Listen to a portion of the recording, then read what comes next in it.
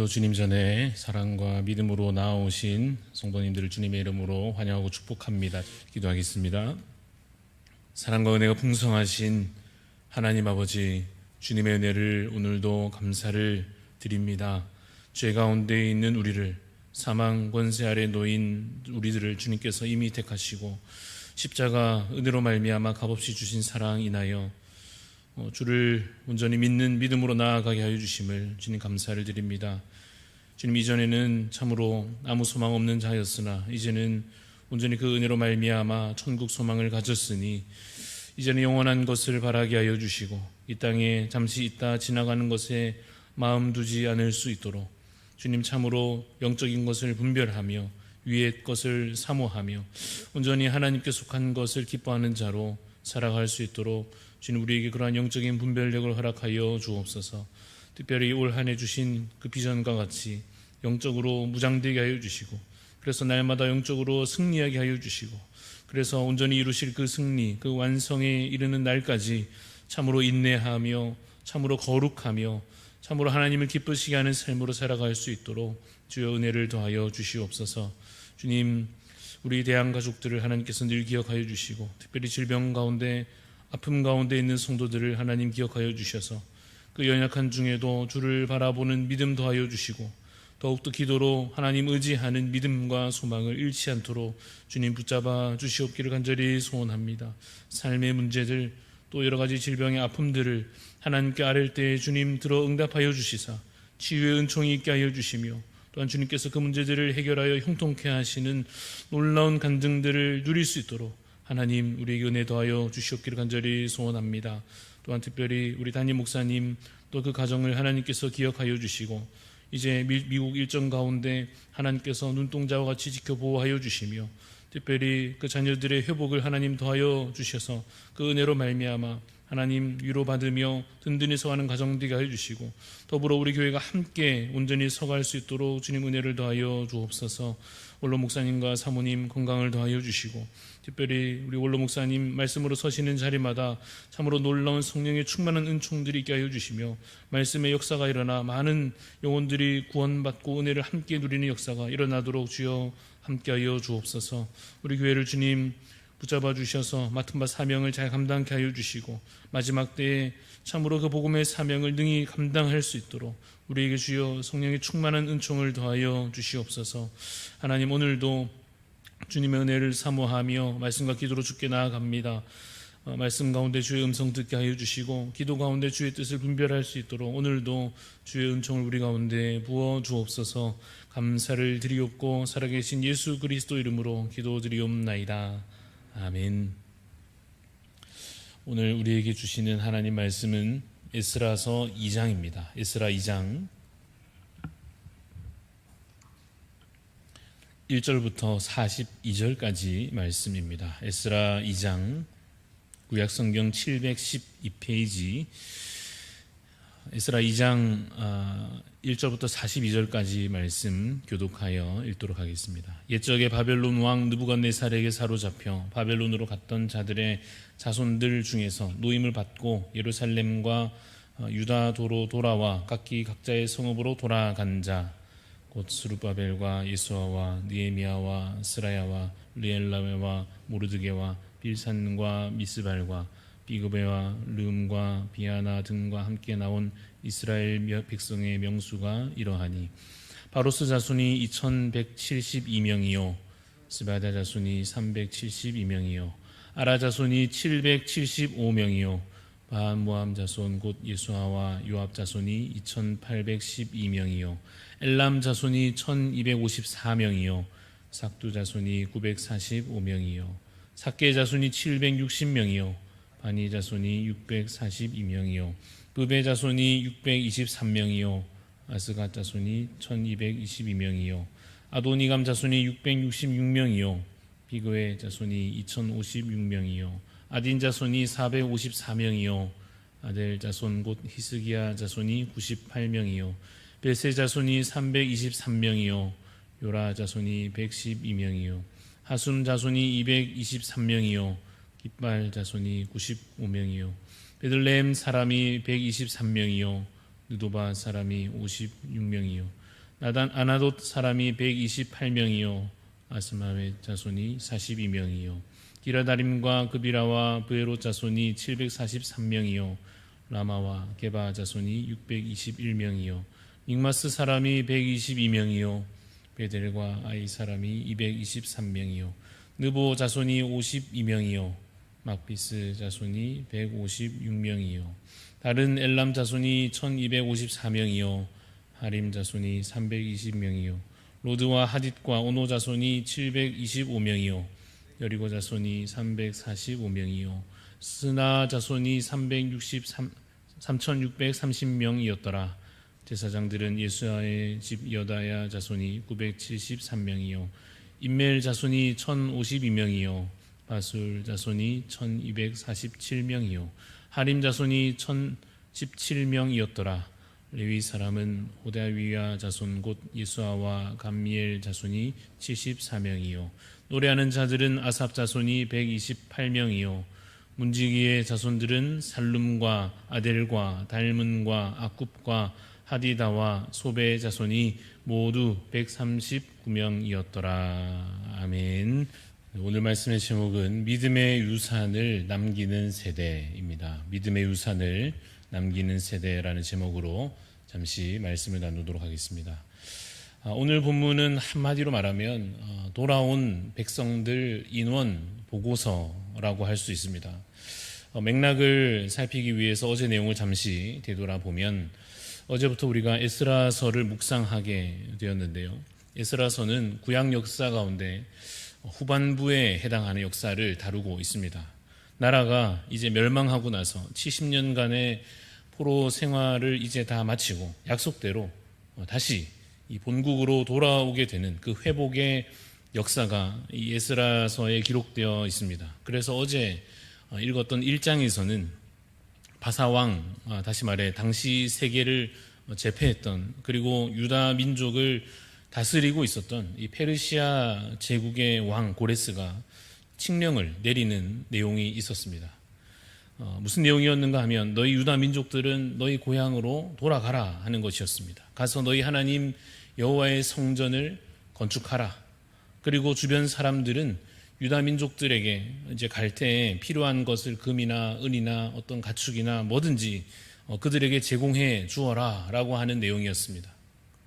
그래서 실제로 많은 재물을 이 이스라엘 백성들이 얻고서 이제 다시 본국으로 돌아오는 그 장면이 어제 본문 1장의 내용이었고 오늘 보는 이 2장에는 그래서 누가 돌아왔는지 돌아온 백성들이 누구 자손이고 몇 명이나 되는지 그러한 내용을 하나하나 우리 읽은 대로 그렇게 기록하고 있습니다. 그래서 사실 이렇게 명단이 길게 나열되어 있는데요. 이런 본문을 만나면 사실 여러분 우리가 같이 읽었습니다마는 발음도 어렵고 지금 봐서는 누가 누군지 우리가 사실 잘 알기도 좀 힘들고 하여서 이 본문에 담긴 의미를 깊이 이해하는데 좀 쉽지는 않습니다마는 그러나 오늘 우리가 1절 말씀에 주목하여 보면서 그래서 이 돌아온 자들이 누구였고 그것이 어떤 의미를 가지는지 뭔가 중요한 포인트 하나를 발견하고자 합니다. 1절을 보시면 옛적에 바벨론 왕 느부갓네살에게 사로잡혀 바벨론으로 갔던 자들의 자손들 중에서 노임을 받고 예루살렘과 유다도로 돌아와 각기 각자의 성읍으로 돌아간 자라고 되어 있습니다. 앞부분을 다시 보면 두 세대가 구분되어 보입니다. 앞선 세대가 있고 그 다음 세대가 있는데 앞선 세대는 누구입니까? 옛적에 바벨론 왕 느부갓네살에게 사로잡혀서 바벨론으로 갔던 자들 이들이 바로 누굽니까? 그 옛날 앞선 세대입니다. 그러니까 다시 이 앞선 세대는 어떤 자들이었는가 쉽게 말하면 바벨론으로 끌려갔던 자들입니다. 왜 그들이 끌려갔는가 하면 나라가 멸망했기 때문에 그랬습니다. 왜 그러면 그 나라와 민족이 멸망했는가 하면 그들이 하나님 앞에 범죄한 까닭이었습니다. 분명히 하나님께서 그 백성들에게 회개할 기회를 주셨고 분명히 하나님께서 그들에게 경고하셨고 분명히 하나님께서 그들에게 미리 피할 길을 주셨음에도 불구하고 그들이 돌이키지 않았습니다. 물론 그들이 돌이키는 신용은 했을 것입니다. 실제로 아수르가 저 북쪽 이스라엘을 무너뜨렸을 때 그들이 정신이 번쩍 들었을 것입니다. 바벨론 왕 느부갓네살의 군대가 예루살렘 성을 포위하고 무너뜨리고 온갖 횡포를 일삼을 때야, 그때서야 그들이 정신이 번쩍 들었을 것입니다. 그래서 뭔가 뒤늦게 부랴부랴 막 살려달라고 여호와 이름을 부르기도 하고 지푸라기 잡는 심정으로 뭐라도 했지 않겠습니까? 그러나 그들이 진정한 회개에 이르지 못하였고 결국은 하나님께서 미리 경고하신 대로 무서운 재앙을 결국 만나고야 말았습니다. 그들은 왕들이 능욕당하는 것을 보아야 했고 성전이 무참하게 짓밟히는 것을 보아야 했고 자신들이 그토록 숭상하던 그 우상들이 정작 바벨론 군대 앞에서는 아무런 효력도 없는 것을 처절하게 겪고 그들이 깨달아야 했습니다. 실패를 경험한 이 앞선 세대가 하나님의 진노가 약속대로 임하는 것을 몸소 겪으면서 분명히 하나님 이럴 것이라고, 이렇게 될 것이라고 말씀하셨던 그 약속이 이루어지는 것을 몸소 체험하면서 알게 됐을 것입니다. 아, 진짜 하나님이 살아계시는구나. 말씀하시면 진짜로 하시는구나. 그냥 말만 하시는 것이 아니라 한다고 하시면 정말로 하시는구나. 범죄하여 불순종하면 내가 너희를 멸하리라 하신 말씀대로 정말로 그가 이루시는구나. 하나님이 정말 살아계시구나. 이렇게 배웠을 것입니다. 그리고는 그들이 바벨론에 끌려갔고 그곳에서 이제 자녀를 낳고 다음 세대를 그 열악한 상황에서 길러내고 있었을 것입니다. 다음 세대는 여러분 무슨 죄가 있어서 태어나 보니까 어떤 상황입니까? 태어나 보니까 나라를 잃어버린 상황입니다. 자유를 상실한 상황 가운데서 그들은 자라야 했습니다. 성전도 없고 제사도 없는 절망과 탄식으로 가득한 그런 삶의 자리에서 그들이 태어났고 그 다음 세대가 자라나야 했습니다. 여러분, 우리가 지금 이 코로나 때문에 코로나 시대에 태어나고 자라는 이 아이들도 사실 얼마나 참 불쌍합니까? 그러나 이 코로나는 비교도 할 수 없는 참으로 비참한 현실이 그들에게 놓여져 있었습니다. 여러분, 그런데 결론부터 이야기하면 그렇게 태어나고 자란 다음 세대가 이제 지금 본국으로 돌아오게 됐다 하는 것입니다. 1절을 다시 보면 옛적에 바벨론 왕 느부갓네살에게 사로잡혀 바벨론으로 갔던 자들의 자손들 중에서, 그 앞선 세대의 자손들 중에서 노임받고 예루살렘과 유다도로 돌아와 각자의 성읍으로 돌아간 자, 누가 돌아오고 있습니까? 그 다음 세대가 돌아오고 있습니다. 이것을 하나님의 관점에서 이제 보자면 하나님께서 지금 사실 뭘 하고 계시는가 하면 이전에 범죄하고 불순종하고 우상 숭배하였던 그 악한 세대를 벌하시고 그들을 멸하시고 이 70년의 세월을 통하여 다시 새로운 세대를 예비하시고 그들이 다시금 새롭게 나라를 세울 수 있도록 거룩한 나라로 거룩한 백성들로 세움받도록 이 일을 하나님께서 하나하나 진행하고 계시는 것입니다. 그래서 하나님께서